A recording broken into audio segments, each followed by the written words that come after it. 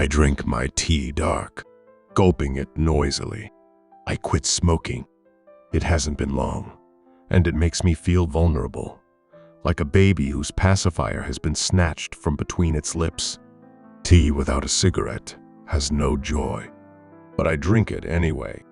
My feet are tucked under the chair.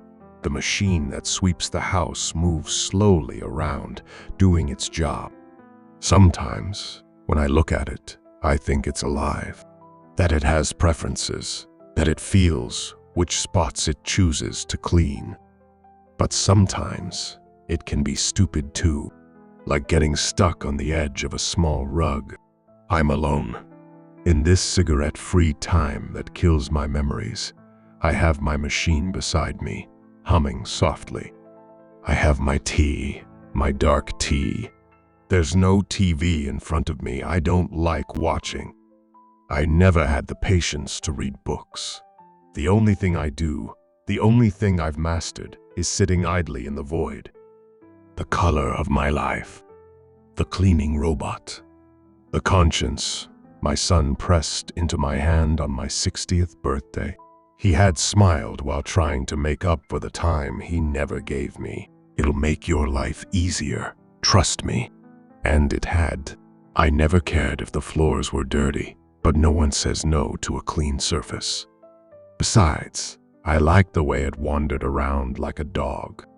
Every now and then, I wipe it down with a damp cloth to dust it off. Watching it finish its job and head to recharge, I can't help but think it's like a dog longing for its home. It's sweet. Though on the first day, I hated it like it was a bomb in my hands. I stood up. My bones ached a little. No need for long explanations.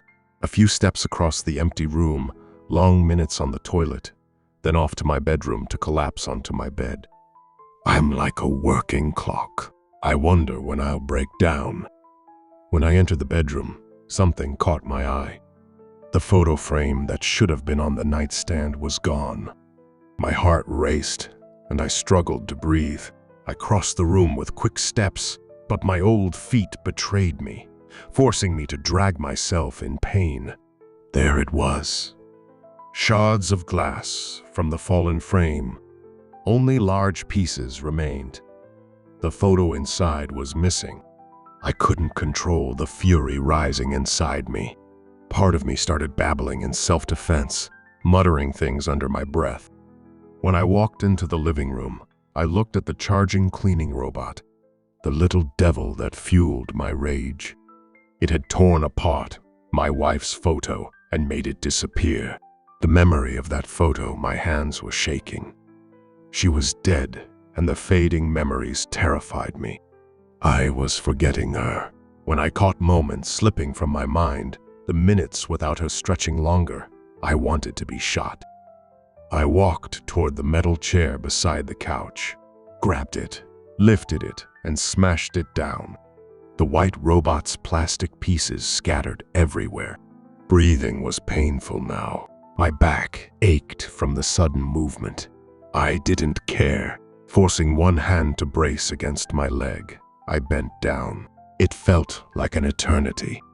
Finally, when my body obeyed my will, I pried open the robot's insides.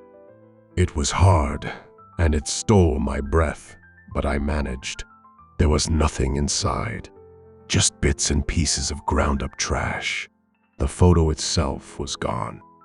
I let myself drop to the floor. A vast silence took over. At that moment, I would have given my life for a tiny sound. How I wished to hear the robots whirring again, or to smoke. When I came back inside, I tossed the bag onto the couch, brewed myself some tea, opened the bag, took out the cigarette pack, and lit one. The smoke filling my lungs made me dizzy. I was ready for it. I settled into my chair. I could have cried like a baby. I kept smoking with pleasure, then stood up, opened the bag again, and pulled out some tape, grabbed the Phillips screwdriver. Time to bring the noisy brat back to life. I took another drag from my cigarette,